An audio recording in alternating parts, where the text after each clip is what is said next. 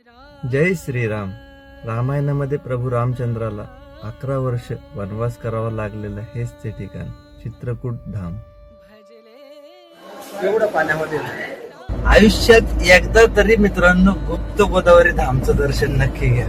हे मी का म्हणतोय हा तुम्ही ब्लॉग पाहिल्यावर तुमच्या लक्षात येईल. स्वर्गात गेल्यासारखं सुख हे आताच सांगतो ऍडव्हान्स मध्ये. अयोध्येचं राम मंदिर पाहण्यापेक्षा मी तर म्हणाल चित्रकूटचं डोंगर बघा. म्हणजे ऍक्च्युअल जे रामायण घडलं सुरू झालं तर त्याचा अनुभव तुम्हाला इथे बघायला भेटला. कामतनाथ मंदिर, माता अनुसया धाम, मंदाकिनी गंगा आरती, त्याचबरोबर हनुमानधारा मंदिर, सीतामाई रसोई, त्याच्यानंतर गोदावरी, गुप्त गोदावरी, हे सर्व पाहण्यासाठी आपल्याला चित्रकूटला नक्कीच यावं लागेल. नमस्कार मित्रांनो, सगळ्यांना गुड आफ्टरनून, जय शिवराय आणि श्री स्वामी. तर आपण आहे चित्रकूटला हनुमानधाराला.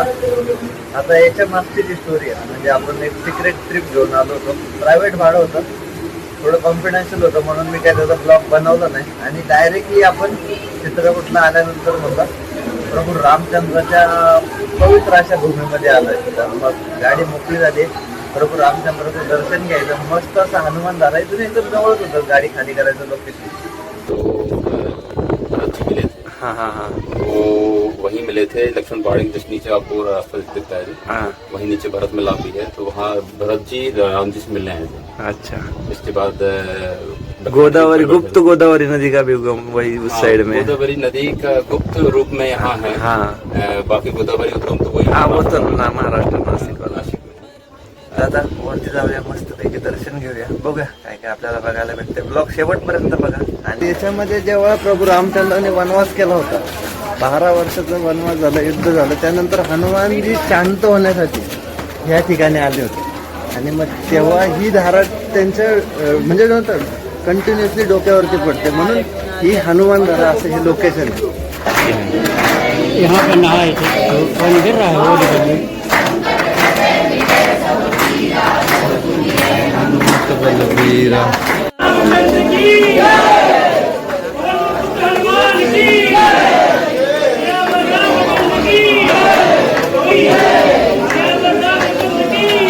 माता सीता ज्यावेळेस वनवासामध्ये होती त्यावेळेस त्यांनी जे काही स्वयंपाक वगैरे म्हणजे आपण करायला म्हणतो ना, तर ते हे लोकेशन आहे. आता जिकडे आपण वरती चाललो. अयोध्येचं राम मंदिर पाहण्यापेक्षा मी तर म्हणाल चित्रकूटचं डोंगर बघा. म्हणजे ऍक्च्युअल जे रामायण घडलं सुरू झालं तर त्याचा अनुभव तुम्हाला इथे बघायला भेटला.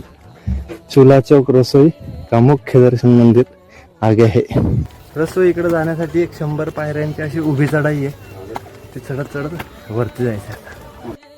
सीतामाई रसोई या ठिकाणी भरपूर असे पुरावे उपलब्ध आहेत. ज्या वेळेस देव वनवासाला होते त्यावेळेस त्यांना भेटण्यासाठी भरपूर असे देवी देवता त्याचबरोबर ऋषीमुनी यायचे. तर त्या सर्वांना भोजनासाठी वगैरे या ठिकाणी रसोई बनवली जायची. त्याचे साक्षी पुरावे सीतामाईचे दर्शन, त्यांच्या पायाचे ठसे वगैरे किंवा त्यांचे चूल या ठिकाणी आपल्याला दर्शन करायला भेटते. त्याचबरोबर ऋषीमुनी, पंचमहाऋषी या ठिकाणी जेव्हा साधू संत प्रभू रामचंद्राला भेटायला आले त्याचं हे मंदिर आहे. बजरंग बली की जय. परिक्रमा करून घेऊया.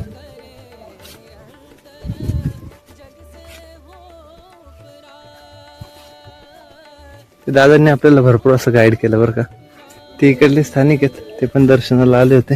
बोलो बजरंग बली की जय. कसं वाटलं मित्रांनो दर्शन? खूप भारी. आता आपण उतरतो खाली आणि भरपूर अशा गुफा वगैरे आहेत तिकडे बरं का, डोंगराला कपाऱ्यांमध्ये. साधू पण आहेत आणि छान असं प्रसन्न परिसर आहे. एकदा आले ना मित्रांनो तर नक्की ट्राय करा. मस्त असं हनुमान धाऱ्याचं दर्शन झालं, त्यानंतर सीतामाईची रसोई झाली.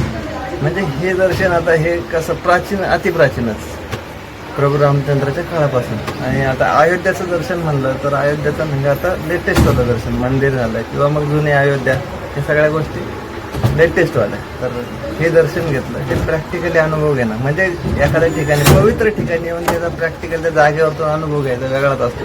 आणि जास्त काही खर्च नाही लागला, फक्त आपल्याला जो काही रुपयाचा खर्च होता 170 रुपये, तर तेवढाच खर्च आला. आता जाऊया आपण गाडीकडे. आणि दादा आपल्या बरोबर, दादांनी भरपूर अशी माहिती दिली. दादा आप कहाँ से हो? मैं MP सागर। सागर से। अच्छा, और आप भी वहाँ से? चाचा जी। चाचा जी नमस्ते चाचा जी। चित्रकूट शहरामध्ये अजूनही भरपूर अशी तीर्थक्षेत्रे जवळच आहेत, तर एकदा सर्व तीर्थक्षेत्र कव्हर करण्यासाठी तुम्हाला 2 दिवसाचा प्लॅन करून या ठिकाणी यावंच लागेल, कारण भरपूर अशी तीर्थक्षेत्रे आहेत आणि जी की एका दिवसामध्ये कव्हर होत नाहीत. कामथानाथ मंदिर, अनुसया माता धाम, मंदाकिनी गंगा आरती हे विशेष आहे, ते पण नक्की पहा. आयुष्यात एकदा तरी मित्रांनो गुप्त गोदावरी धामचं दर्शन नक्की घ्या. हे मी का म्हणतोय हा तुम्ही ब्लॉग पाहिल्यावर तुमच्या लक्षात येईल. स्वर्गात गेल्यासारखं सुख आहे हे आत्ताच सांगतो ऍडव्हान्स मध्ये. चला पोचूया गुप्त गोदावरी धाम, नाहीतर गुगल करून नक्की बघा एकदा.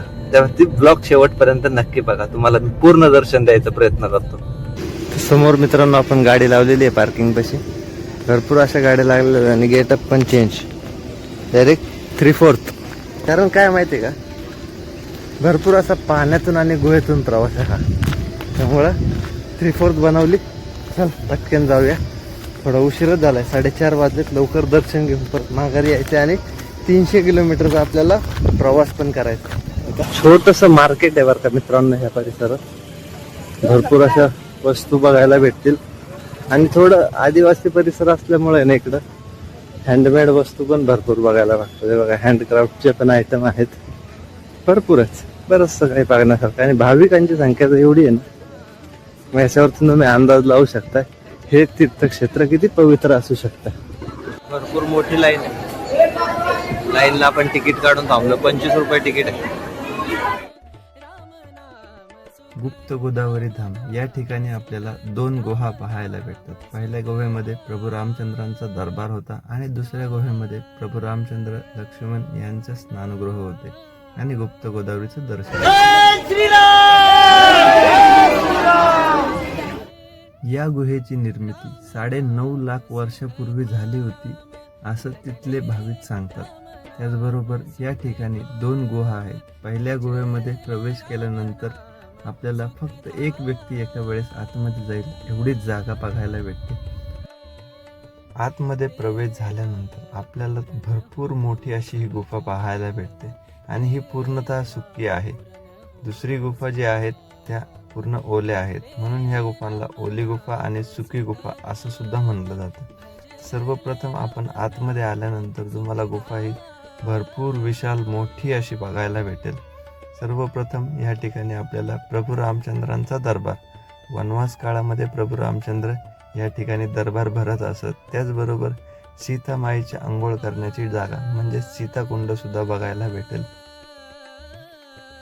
मयंक राक्षस म्हणजेच खटखट चोर जेव्हा सीतामाईचे आभूषण घेऊन पळून जात असताना त्याला ह्या ठिकाणी पकडून ठेवलं आणि वरती बांधून ठेवलं, तर तेच हे ठिकाण, म्हणून ह्या ठिकाणाला खटखट चोर असं म्हणतात. चित्रकूटमध्ये हनुमान धारेमध्ये आपल्याला गंगा नदीचं दर्शन होतं, त्याचबरोबर गोदावरी नदीचं पण दर्शन होतं. या दोन्ही नद्या ह्याच ठिकाणी परत लुप्त होतात आणि त्या परत आपल्या मूळ ठिकाणी जातात असं म्हणलं जातं. त्यामुळे हे ठिकाण खूप पवित्र आहे. कसं वाटतंय दर्शन मित्रांनो, एकदा कमेंट करून नक्की सांगा. मागचा व्ह्यू बघा पहिला कसा वाटतंय, एकदम पूर्ण असं वाटतं कोरून काढलंय काय.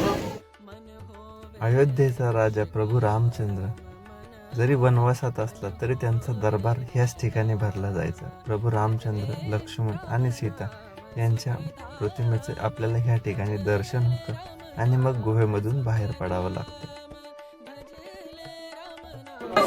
प्रभू रामचंद्र की जय. चला आता दुसऱ्या गुफेकडे जाऊया. या गुहेच्या सुरुवातीलाच आपल्याला पशुपतीनाथाचं दर्शन होतं. इथून पाण्यातून प्रवेश. हर हर गंगे. कसं आहे स्ट्रक्चर.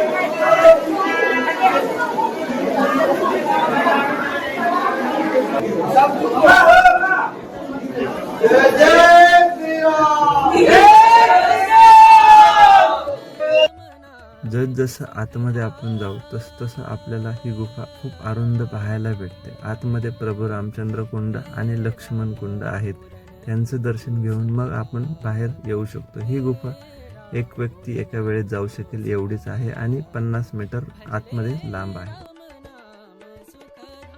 बोला जय श्रीराम. आणि एक महत्त्वाची सूचना मित्रांनो, जेव्हा तुम्ही ह्या ठिकाणी याल तर ही गुफा खूप अरुंद आहे आणि त्यामुळे ह्या ठिकाणी ऑक्सिजनची लेवल सुद्धा कमी होऊ शकते. म्हणून जर तुम्ही फिट असाल तर नक्की या. आणि तुम्ही जर आस्था मनात ठेवून प्रभू रामचंद्राच्या दर्शनासाठी येत असाल तर तुम्हाला तो काही त्रास नाही जाणवणार. त्यामुळे नक्कीच विचार करा, दर्शन घ्या. खूप छान असं तीर्थक्षेत्र आहे, नक्कीच तुम्हाला आवडेल. आणि हे दर्शन कसं वाटलं ते कमेंट करून नक्की सांगा. आलो बरं का बाहेर. आणि असंच आपण एक दर्शन घेतलं होतं मित्रांनो, बिदरचा आपला एक जुना ब्लॉग आहे तो. पण म्हणजे आता हे तर गुडघे एवढं पाणी होतं. त्याचं पाणी कमीत कमी एवढं पाण्यामध्ये. पशुपतीनाथाचं पण दर्शन घ्या. हर हर महादेव. आलो बाहेर. चला मोकळ्या पटांगणात आलं. बाहेर जाण्याचा मार्ग आता डायरेक्ट बाहेर.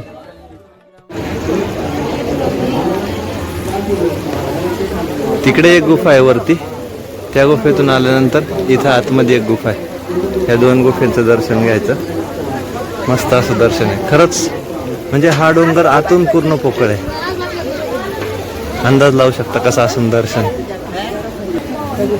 चला झालं आपलं मस्त असं दर्शन. कमेंट करायला विसरू नका आणि हा ब्लॉग कसा वाटला ते नक्की सांगा. आता डायरेक्टली गाडीकडे जाऊया आणि मग तिथून आपली जर्नी असणार आहे डायरेक्टली जबलपूरची. तर मी तो प्रवास सिंगल कव्हर करून घेईन फटाफट. हां बघूया, भेटूया नेक्स्ट ब्लॉगमध्ये. आजचा ब्लॉग कसा वाटला ते कमेंट करून नक्की सांगा. हर हर महादेव. प्रभू रामचंद्र की जय.